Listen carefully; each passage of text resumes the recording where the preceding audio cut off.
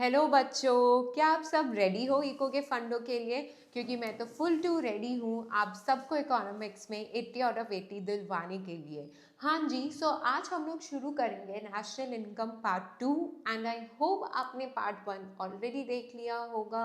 And if yes, कैसा लगा do comment on the comment box. Okay, चलिए आज शुरू करते हैं पार्ट 2 से। सो ये रहा पहला क्वेश्चन आपकी स्क्रीन पे। Explain whether the following will be included in NI और नॉट। तुम लोगों को पता है ऐसा क्वेश्चन तुम लोग हर प्री बोर्ड्स में, मतलब जिनका सबका ही मोस्टली प्री बोर्ड्स हो गया होगा by the time you would be watching this, तो आप अपने प्री बोर्ड क्वेश्चन पेपर में ज़रूर ऐसा क्वेश्चन देखे होंगे। किसी के क्वेश्चन पेपर में 2 मार्क्स का आया होगा, किसी के पेपर में 4 मार्क्स का आया होगा, राइट? तो यस, ये इम्पॉर्टेंट, ऐसा टाइप का क्वेश्चन बहुत इम्पॉर्टेंट है बोर्ड एग्जाम्स के लिए। अब आपको पता है ऐसे टाइप के क्वेश्चन बनते कहाँ से है?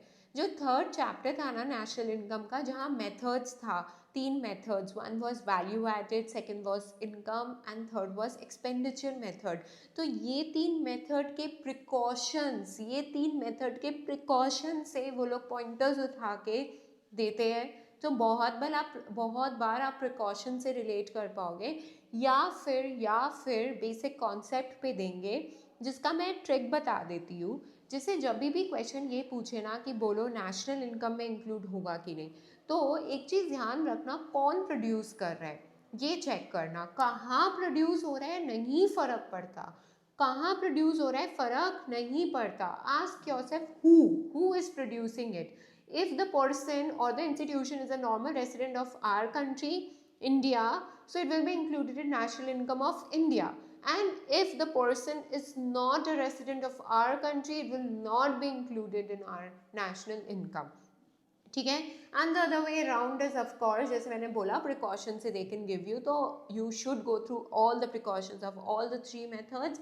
Either they can give you direct question कि बताओ what are the precautions of this or that method, or they can on that basis can give you such kind of questions. Okay, चलिए शुरू करते हैं। सो पहला है purchase by a foreign tourist. So purchase by a foreign tourist, अब foreign tourist कुछ सामान खरीदा।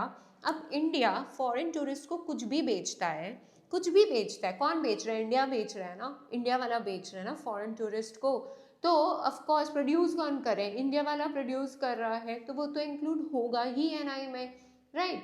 एंड ऑल्सो आप ये भी पॉइंट ऑफ व्यू दे सकते थे कि फॉरेन टूरिस्ट को अपन कुछ भी बेचते हैं तो अपने लिए वो एक्सपोर्ट होता है, एंड एक्सपोर्ट इंक्लूड होता है नेशनल इनकम में। एक्सपेंडिचर मेथड याद है? C+I+G+X-M net exports, which was export minus import.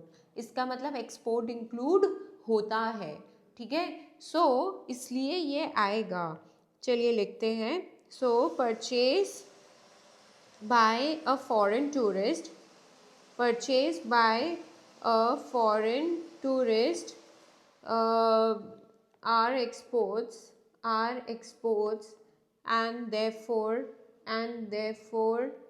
they are included, and therefore they are included in national income. Export है इसलिए नेशनल इनकम में इंक्लूड होगा, ठीक है? चलो next, profits of Reliance industries from its chemical businesses in India. किसका profit है? Reliance industries. Reliance industry क्या इंडियन रेसिडेंट है? बिल्कुल है। तो उसका इनकम क्या लिया जाए एनआई में? बिल्कुल लिया जाए। चलिए लिखिए, yes it is included in national income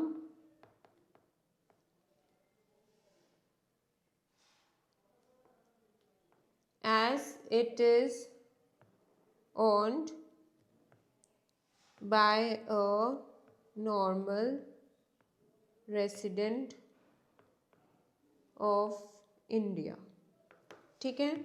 इसलिए चलिए, interest on public debt also known as interest on national debt. क्या interest on national debt guys include होता है? नहीं होता है। इसको क्या लेते हैं? ट्रांसफर इनकम लेते हैं। इनकम मेथड के प्रिकॉशन में था ना ये पॉइंट कि इसको जो भी इंटरेस्ट नेशनल डेट या पब्लिक डेट पे अर्न करते हैं अपन, तो वो अपन ट्रांसफर इनकम मानते हैं। क्यों?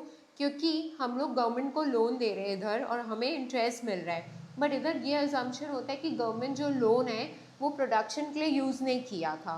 किसके लिए यूज़ किया था? कंजम्पशन के लिए यूज़ किया था।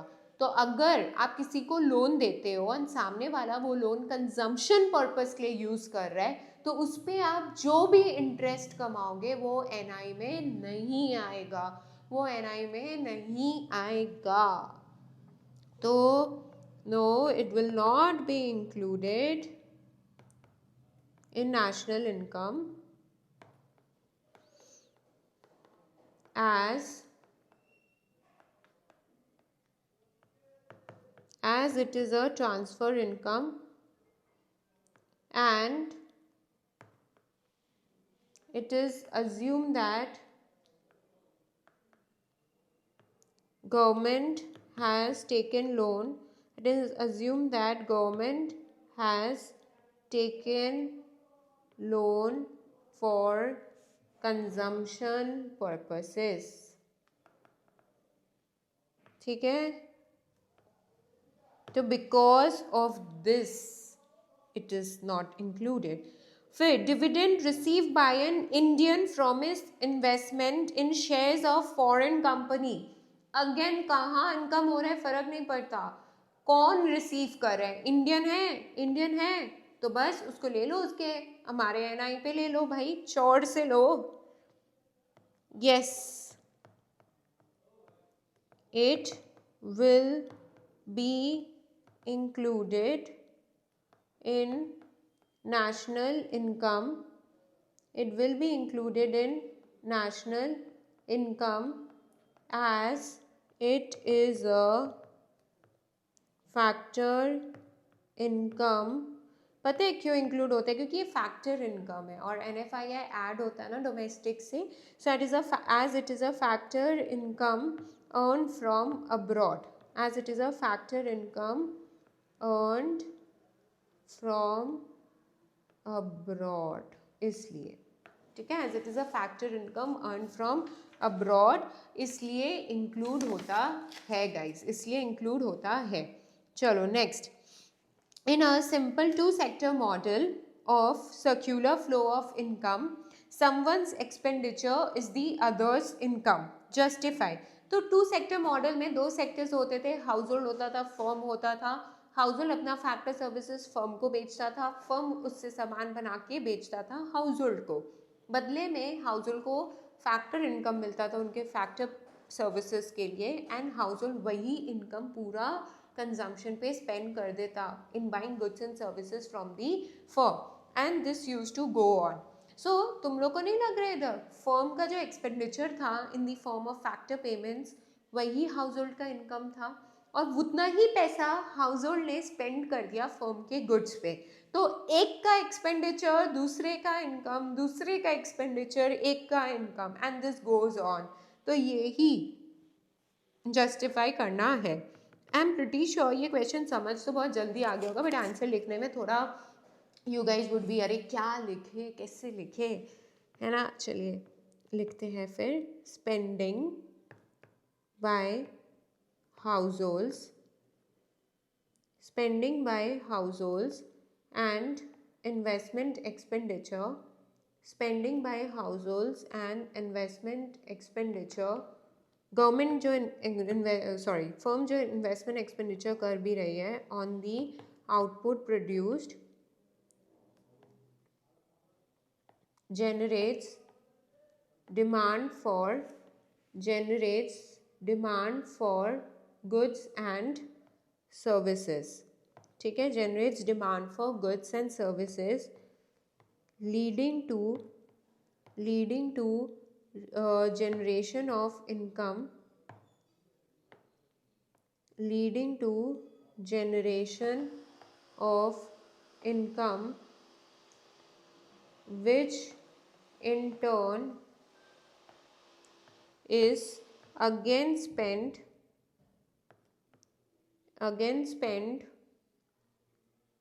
and again there is generation of income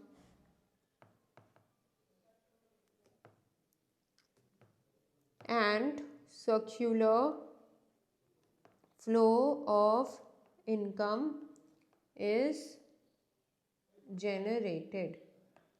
ठीक है. So spending by households and investment expenditure on the output produced generates demand for goods and services. तो हाउसहोल्ड जो खर्चा कर रहे हैं, फर्म जो इन्वेस्टमेंट खर्चा करती है, उससे डिमांड क्रिएट होता है गुड्स एंड सर्विस का. अब डिमांड क्रिएट हो रहा है तो किसी का इनकम भी होगा, एंड जिसका इनकम हो रहा है, ठीक है, फिर वो वापस which in turn is again spend. अब जिसका इनकम हो रहा है वो वापस स्पेंड कर रहा है, ठीक है, and that is again leading to generation of income and this goes on. तो ये basically guys this is how एक का एक्सपेंडिचर दूसरे का इनकम बन जाता है. ठीक है, चलिए अभी थर्ड क्वेश्चन में आते हैं. How are the following income items included in domestic income. देखो डोमेस्टिक इनकम में ये चेक किया जाता है कि कहाँ अर्न हो रहा है. अगर ये सपोज समझो हाइपोथेटिकली, आई नो बच्चे लोग बहुत, आई नो माई डायग्राम, ये ड्राइंग तो बहुत ही बुरा है बट कोई बात नहीं, डोंट जज me by my drawing and focus on the concept. हाँ, तो ये डोमेस्टिक टेरिटरी है जो मैंने आपकी स्क्रीन पे बनाया है. अब इसके अंदर पता है जितने भी वैल्यू का गुड्स एंड सर्विस प्रोड्यूस हो रहा है वो हमारे डोमेस्टिक टेरिटरी में इंक्लूड होगा, एंड वो हमारे डोमेस्टिक इनकम में भी इंक्लूड हो जाएगा फिर, क्योंकि डोमेस्टिक इनकम में आपको चेक करना पड़ता है कि वो आपके डोमेस्टिक टेरिटरी के अंदर प्रोड्यूस हो रहा है कि नहीं. ठीक है, बट गाइस याद है इसमें कुछ एक्सेप्शंस थे.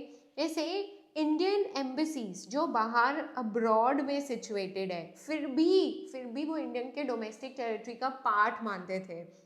एंड इंडिया के अंदर जितने भी फॉरेन एम्बेसीज है, कॉन्स्यूलेट्स है, ठीक है, वो सब इंडिया के अंदर हो के भी इंडिया का नहीं है.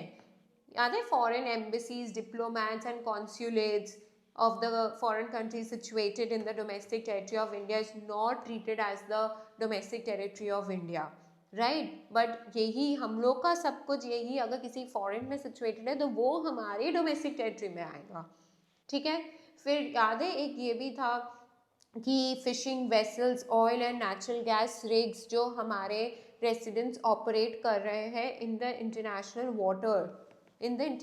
वाटर, ऑफ कोर्स वो डोमेस्टिक टेरिटरी का पार्ट नहीं है, वो इंटरनेशनल वाटर में हमने कोई फिशिंग वेसल इनबिल्ड कर दिया या हमने कोई भी ऑयल नेचुरल गैस रिग्स लगा दिया और हम ऑपरेट कर रहे हैं, तो हम वो वहाँ से जो भी कमा रहे हैं वो हमारे डोमेस्टिक टेरिटरी में आएगा. ठीक है, और कुछ international organisations like WHO, UNO का भी था ना, वो हमारे अगर कंट्री के अंदर भी है फिर भी हम उनको अपने डोमेस्टिक टेरिटरी का पार्ट नहीं मानेंगे. सो ये सब एक्सेप्शंस को प्लीज़ ध्यान में रखना वाइल आंसरिंग ऑल दिस. ठीक है, चलो profits earn by Microsoft in India. कहाँ वो प्रॉफिट अर्न कर रहा है? इंडिया में. माइक्रोसॉफ्ट ऑफिस है ना इंडिया में, बहुत लोगों का ख्वाहिश होता है माइक्रोसॉफ्ट में काम करने का, राइट? सो इंडिया में जो माइक्रोसॉफ्ट ऑफिस है वहाँ प्रॉफिट हो रहा है, तो वो इंडिया के अंदर हो रहा है ना गाइस, तो वो कोई एक्सेप्शन भी नहीं है. एक्सेप्शन है नहीं है, और इंडिया के अंदर भी हो रहा है ऑन प्रोड्यूस, तो ऑफ कोर्स इनका प्रॉफिट हम लोग अपने डोमेस्टिक टेरिटरी में कंसिडर करेंगे, देयरफॉर डोमेस्टिक इनकम में भी लेंगे. सो लिखना होगा कि yes it will be included in domestic income as profits are earned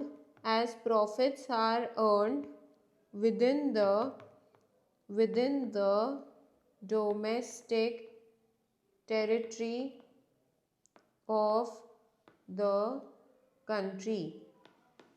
ठीक है, इसलिए डोमेस्टिक इनकम में domestic territory of the country या ऑफ द कंट्री कॉमा देखे इंडिया. चलो next, salary paid to the Chinese resident working in Indian embassy in Japan. तो Indian embassy situated in abroad is a part of domestic territory of India. Exception था ना, Indian embassy situated in abroad is a part of domestic territory of India, right? तो वहाँ जो भी काम कर रहा है उसका हम लोग अपने डोमेस्टिक टेरिटरी में ही कंसिडर करेंगे एंड देयरफॉर डोमेस्टिक इनकम में इंक्लूड करेंगे. Okay, so yes, it will be included. Yes, it will be included in domestic income. Yes, it will be included in domestic income as the Indian embassy, in Japan is a part of domestic territory, is a part of domestic territory of India. ठीक है, चलिए next. Profits earned by a branch of foreign bank in India. Profits earned by a branch of foreign bank in India. कहाँ earn कर रहे हैं? India में कर रहा है ना, बस कोई एक्सेप्शन है? नहीं है, तो इंक्लूड होगा, है ना. So yes, it will be included. Yes, it will be included in domestic income as profits are earned within the domestic territory of India by the foreign branch.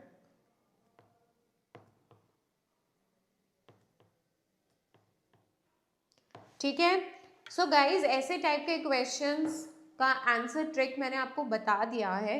However of course मैं इधर 10-20 cases नहीं cover कर सकती short span of time पे. तो अगर आपको और ऐसे टाइप के क्वेश्चंस चाहिए, स्पेशली आईएससी स्टूडेंट्स, बिकॉज आपको इतना केस, आपके बुक में इतना ये केसेस अवेलेबल नहीं है. ठीक है, सीबीएसई को तो प्रॉब्लम नहीं है, बट आईएससी का है ये. तो you can DM me on my Instagram handle and over there I'll send you the PDF. Okay, so because ऐसे questions ना कि बताओ whether the following will be included in domestic income, national income, बहुत ज़्यादा आ रहा है आजकल exams में. ठीक है, बोर्ड एग्जाम्स में 2 मार्क्स का हाई चांसेस है कि आएगा, तो क्यों ही मार्क्स गंवाना, राइट. चलो, अब नेक्स्ट क्वेश्चन करते हैं. देखो, ऐसा टाइप का क्वेश्चन आया नहीं है, आईएससी में तो नहीं आया है, सीबीएसई में फिर भी आया है ऐसा टाइप का क्वेश्चन. अब नेशनल इनकम में ये nominal GDP and real GDP दो कॉन्सेप्ट है, राइट. तो इनके बीच का डिफरेंसेस बहुत इंपॉर्टेंट है. ओके, इस बार के बोर्ड एग्जाम्स के लिए इनसे रिलेटेड क्वेश्चंस बहुत इंपॉर्टेंट है इस बार के बोर्ड एग्जाम्स के लिए. ISC students, I am telling to you. Okay, so be aware of that and अच्छे से एकदम जितने भी क्वेश्चंस इस टॉपिक से बन सकते हैं ना. देखो, डिफरेंसेस बन सकता है, या फिर बोल सकता है कि नॉमिनल रियल में कौन सा बेटर है एंड क्यों बेटर है, जस्टिफाई करो with the help of an example. ठीक है, या फिर ऐसा टाइप का कभी आया नहीं है बट फिर भी I am making you do. ऐसा टाइप का भी क्वेश्चन आ सकता है जो मैं भी करवा रही हूँ. ठीक है, अगर कुछ डिफरेंट उन लोगों को देना हो तो कॉन्सेप्चुअल टाइप ऑफ क्वेश्चन.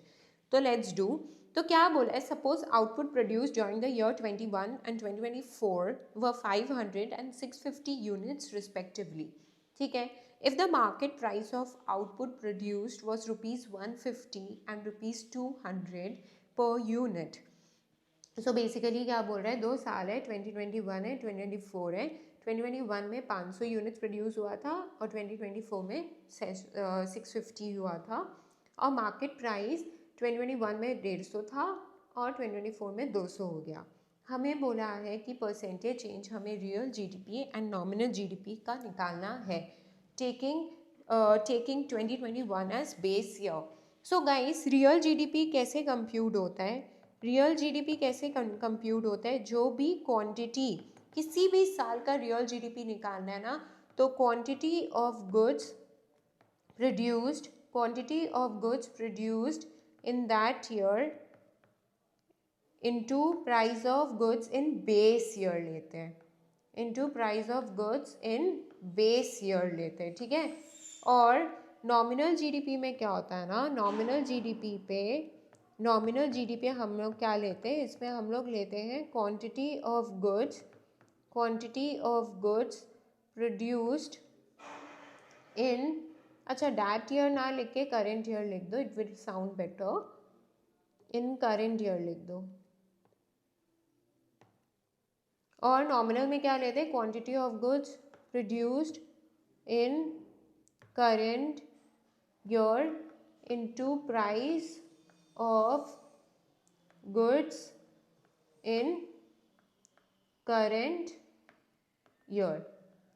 ठीक है, अब कैलकुलेट करते हैं. सो करेंट ईयर जो वो साल होंगे एंड बेस ईयर 2021 है, तो रियल जीडीपी ना 150 की प्राइस पे कैलकुलेट होगा. इधर होगा 500 इंटू 150 और इधर होगा 650 इंटू 150. ठीक है, और नॉमिनल ऑफकोर्स बेस ईयर में guys nominal and real GDP एक ही वैल्यू होता है बेस ईयर में, एंड दैट इज वाई बताए बेस ईयर का प्राइस इंडेक्स 100 निकलता था. ओके, एंड इधर होगा 650 इंटू 200, सो विच इज़ 1,30,000 और ये कितना आ रहा है 75,000 और ये आ रहा है 97,500. यस, और हम लोग को क्या पूछा है, परसेंटेज चेंज निकालने हैं ना. ठीक है, निकालते हैं percentage change in real GDP. So जितना चेंज हुआ है रियल जीडीपी में, परसेंटेज चेंज कैसे निकालेंगे, change in real GDP by real GDP of base year initial year which was into 100, so which is coming how much, 97,500 minus 75,000 by 75,000 into 100 which is coming 30%. so real GDP में guys 30% change हुआ है. ठीक है, similarly we can find out percentage change in nominal GDP also. Same formula, मेरे पास formula लिखने का space नहीं है तो मैं जस्ट कंप्यूट करके दिखा रही हूँ, आप लोग फॉर्मूला भी लिखना. फॉर्मूला क्या होगा, change in nominal GDP, change in nominal GDP by base year nominal GDP, क्योंकि इनिशियल ईयर 2021 है ना which is the base year, into 100. ठीक है, so change in nominal GDP हम कैसे निकालेंगे, 1,30,000 माइनस 75,000 बाय बेस ईयर का तो 75,000 ही था इंटू 100. ठीक है, विच इज़ रफली कमिंग अराउंड 73.33%, विच इज़ रफली coming around, let's do 1,30,000 minus 75, हाँ 73.33% आ रहा है. ठीक है, सो ये है बेसिकली हाउ टू आंसर. सो ऐसे क्वेश्चंस भी 2 मार्क्स के आ सकते हैं ना, अगर आईएससी को कुछ आप लोग के साथ एक्सपेरिमेंट करने का मन किया तो उस केस में आ ही सकता है ना. चलो आज का लास्ट क्वेश्चन और मेरे टीको विद एकता का सेकंड लास्ट क्वेश्चन, क्योंकि एक और लेक्चर बचा है मेरे दोस्त. ठीक है, चलिए discuss 2 reasons why the per capita real income is considered to be a better index of economic welfare than GDP.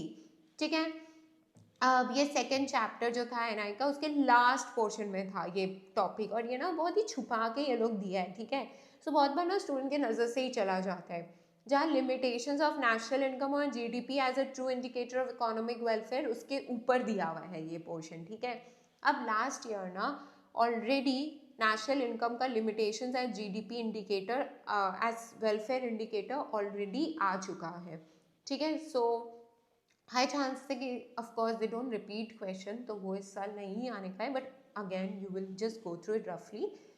However, I've picked up this question. हमें बताना है कि क्यों पर capital real income better indicator होता है then GDP. देखो जो जीडीपी होता है ना गाइस, वो तो टोटल गुड्स, टोटल कितने वैल्यू का गुड्स एंड सर्विस प्रोड्यूस हुआ या टोटल कितना गुड्स एंड सर्विसेज अवेलेबल है इकोनॉमी में वो बताता है.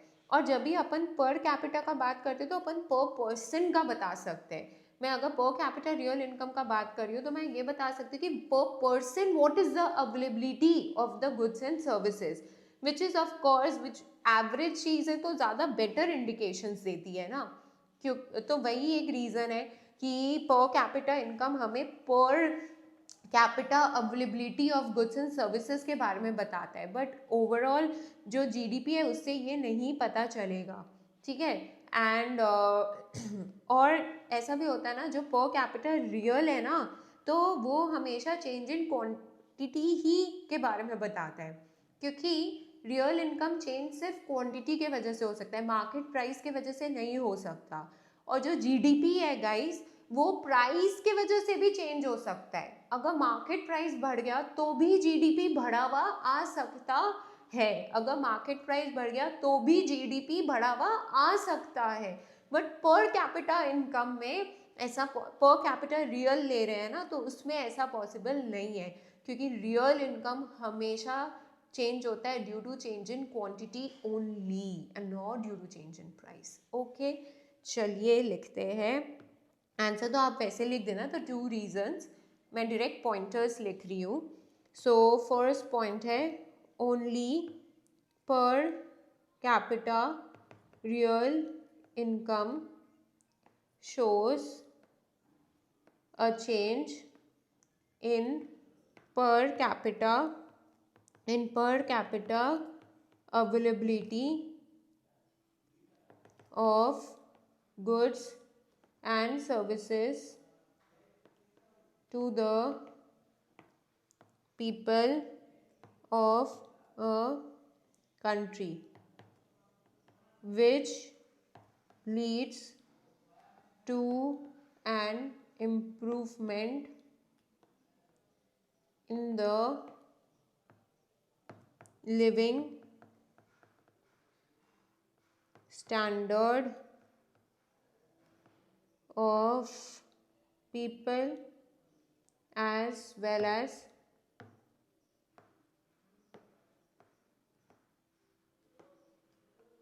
economic development. ठीक है, एंड सेकंड अपन ये बोल सकते हैं कि increase in per capita real income implies increase in the level of economic activity in terms of increase in the level of production and not in the terms of market prices, क्योंकि GDP तो market price की वजह से भी change हो सकता है। Okay, and फिर ये भी लिख देते हैं कि वाइल, इसलिए वो बेटर इंडिकेटर है, while taking national income as an indicator of economic welfare. जब भी अपन नेशनल इनकम को इंडिकेटर लेंगे ना as economic welfare, it should be taken in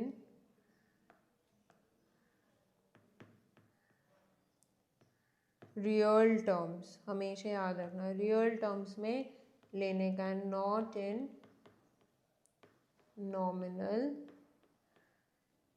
terms। okay, yes, done। चलो, okay, आई होप आपके लिए ये यूज़फुल था, and I am pretty sure useful होगा ही। चलिए, thank you so much for joining me, and do share it if you like it with your friends and family, and ऐसे ही ढेर सारा प्यार देते रहिए। Thank you, bye bye, take care.